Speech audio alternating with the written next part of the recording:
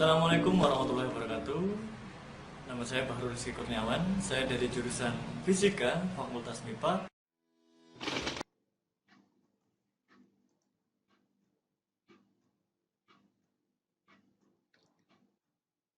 Selamat datang di mata kuliah Kewirausahaan Berbasis Sains. Saya ucapkan selamat bergabung kepada seluruh mahasiswa yang telah mengambil mata kuliah ini. Perkenalkan, saya Bahrul Rizky Kurniawan, dosen yang akan mengampu mata kuliah ini selama 1 semester. Silakan Anda subscribe channel YouTube saya karena materi pada perkuliahan ini dapat Anda akses melalui channel YouTube saya. Anda juga boleh like, share agar video ini bermanfaat untuk orang yang lebih banyak. Baiklah, sebelum kita mulai perkuliahan pada hari ini, kita awali dengan berdoa. Silakan berdoa sesuai agama dan kepercayaan masing-masing. Berdoa dipersilakan. Selesai. Pada video kali ini, kita akan berdiskusi tentang penilaian kelayakan usaha. Materi diskusi kali ini akan disajikan oleh kelompok 8. Assalamualaikum warahmatullahi wabarakatuh. Perkenalkan, nama saya Aldi Setiadin, asal dari Blitar. Assalamualaikum warahmatullahi wabarakatuh. Nama saya Silfitri Octavia dari Prodi Fisika, offering AM. Saya berasal dari Malang, asal sekolah SMA Negeri 2 Batu.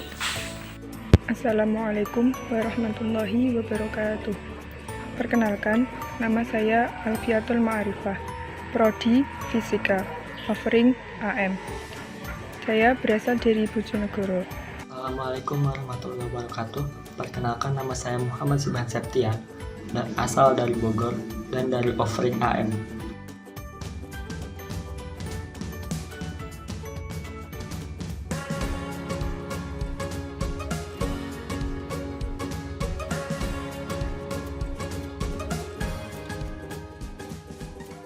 Assalamualaikum warahmatullahi wabarakatuh. Perkenalkan, kami dari kelompok 8 akan mempresentasikan tentang penilaian kelayakan usaha. Perkenalkan, nama saya Muhammad Subhan Septian. Perkenalkan, nama saya Silfitri Octavia. Nama saya Alfiatul Ma'arifah. Perkenalkan, nama saya Aldi Setiadin. Yang akan kita pelajari dalam bab penilaian kelayakan usaha adalah: yang pertama, pengertian penilaian kelayakan usaha; yang kedua, tujuan penilaian kelayakan usaha; yang ketiga, pihak yang berkepentingan dalam kelayakan usaha; yang keempat, aspek-aspek kelayakan usaha. Untuk yang pertama yaitu pengertian penilaian kelayakan usaha.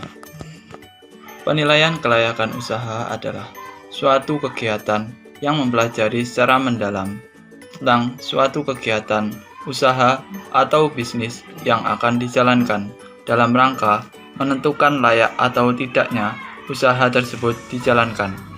Mempelajari secara mendalam di sini dapat diartikan sebagai meneliti secara sungguh-sungguh data dan informasi yang ada, kemudian mengukur, menghitung, dan menganalisis hasil penelitian tersebut dengan menggunakan metode-metode tersebut.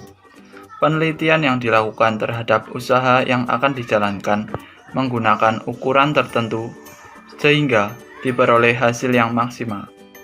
Kelayakan sendiri artinya penelitian yang dilakukan secara mendalam bertujuan untuk menentukan apakah usaha yang dijalankan akan memberikan manfaat yang lebih besar dibandingkan dengan biaya yang dikeluarkan. Untuk menentukan layak atau tidaknya suatu usaha, diperlukan perhitungan dan asumsi-asumsi, sehingga dapat ditarik kesimpulan bahwa dari segi keuangan perusahaan ini layak untuk dijalankan atau tidak. Studi kelayakan usaha dilakukan untuk mengidentifikasi masalah di masa yang akan datang, sehingga dapat meminimalkan kemungkinan melesetnya hasil yang ingin dicapai dalam suatu investasi. Studi kelayakan usaha memperhitungkan hambatan atau peluang dari investasi yang akan dijalankan. Jadi, studi kelayakan usaha dapat memberikan pedoman atau arahan pada suatu yang akan dijalankan. Yang kedua yaitu tujuan penilaian kelayakan usaha. Ada 5 tujuan penilaian kelayakan usaha sebelum suatu usaha atau bisnis dijalankan, yaitu sebagai berikut. Yang pertama, menghindari resiko kerugian. Untuk mengatasi resiko kerugian pada masa yang akan datang, harus ada semacam kondisi kepastian. Kondisi ini ada yang dapat diramalkan akan terjadi atau terjadi tanpa dapat diramalkan. Fungsi studi kelayakan adalah meminimalkan resiko yang tidak diinginkan, baik resiko yang dapat dikendalikan maupun yang tidak dapat dikendalikan. Yang kedua yaitu memudahkan perencanaan. Apabila sudah dapat meramalkan yang akan terjadi pada masa yang akan datang, kita dapat melakukan perencanaan dan hal-hal yang perlu direncanakan. Perencanaan tersebut meliputi berapa jumlah dana yang diperlukan, kapan usaha akan dijalankan, di mana lokasi usaha yang akan dibangun, dan lain sebagainya. Yang ketiga yaitu memudahkan pelaksanaan pekerjaan. Berbagai rencana yang sudah disusun akan sangat memudahkan pelaksanaan usaha. Pedoman yang telah tersusun secara sistematis menyebabkan usaha yang dilaksanakan dapat tepat sasaran dan sesuai dengan rencana yang sudah disusun. Selanjutnya yang keempat adalah memudahkan pengawasan. Pelaksanaan usaha yang sesuai dengan rencana yang sudah disusun akan memudahkan kita untuk melakukan pengawasan terhadap jalannya usaha. Pengawasan ini perlu dilakukan agar tidak melenceng dari rencana yang telah disusun. Dan yang terakhir adalah memudahkan pengendalian. Apabila dalam pelaksanaan pekerjaan telah dilakukan pengawasan, jika terjadi penyimpangan akan mudah terdeteksi, sehingga dapat dilakukan pengendalian atas penyimpangan tersebut. Tujuan pengendalian adalah mengendalikan pelaksanaan agar tidak melenceng dari rel yang sesungguhnya, sehingga tujuan perusahaan akan tercapai. C. Pihak-pihak yang berkepentingan dalam penilaian kelayakan usaha.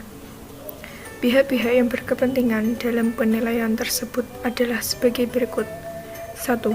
Pemilik usaha.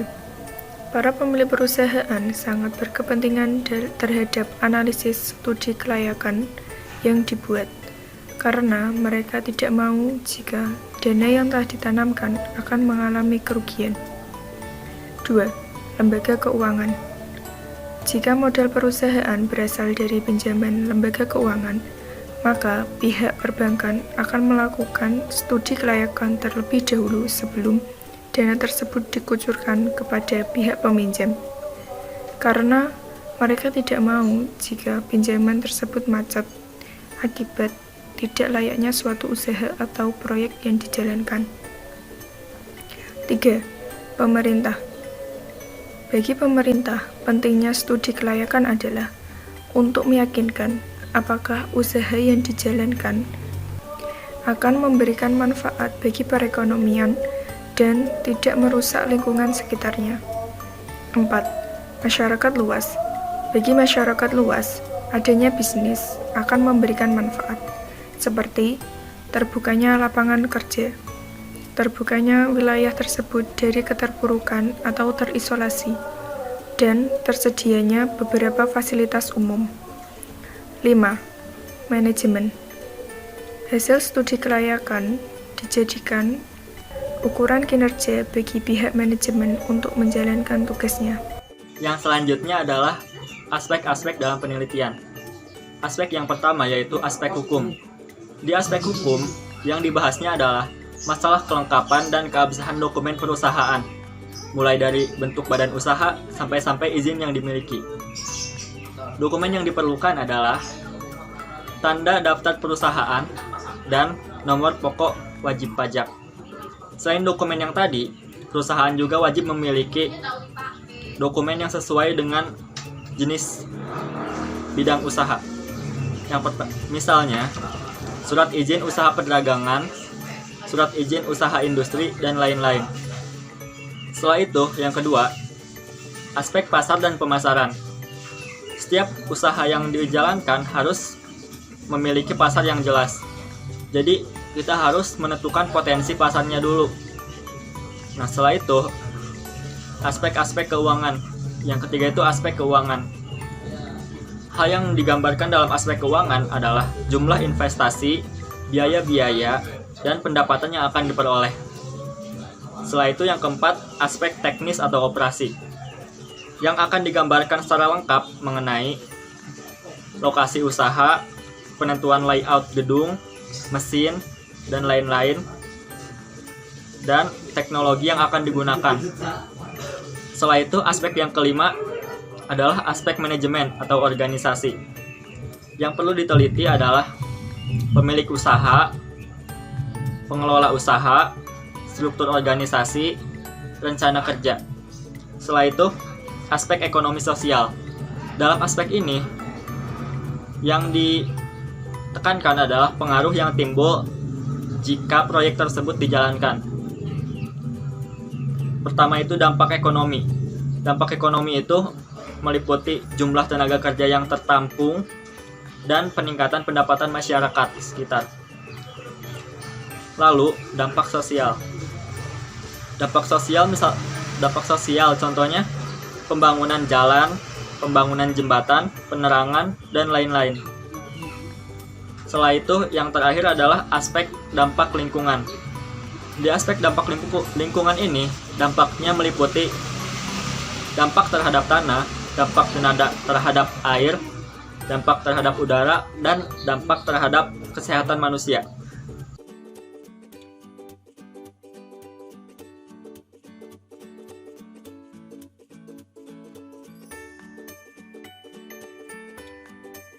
Terima kasih kepada kelompok penyaji yang telah menyajikan materi diskusi pada video kali ini. Selanjutnya, bagi peserta diskusi, Anda dapat mengajukan pertanyaan kepada kelompok penyaji melalui WhatsApp grup mata kuliah ini. Silakan Anda ajukan pertanyaan terkait materi yang telah disampaikan oleh kelompok penyaji. Anda dapat mengajukannya mulai sekarang. Pertanyaan yang telah diajukan selanjutnya akan ditampung terlebih dahulu untuk kemudian dijawab oleh kelompok penyaji pada saat perkuliahan berlangsung. Saya rasa cukup untuk video kali ini. Saya akhiri, semoga bermanfaat. Wassalamualaikum warahmatullahi wabarakatuh.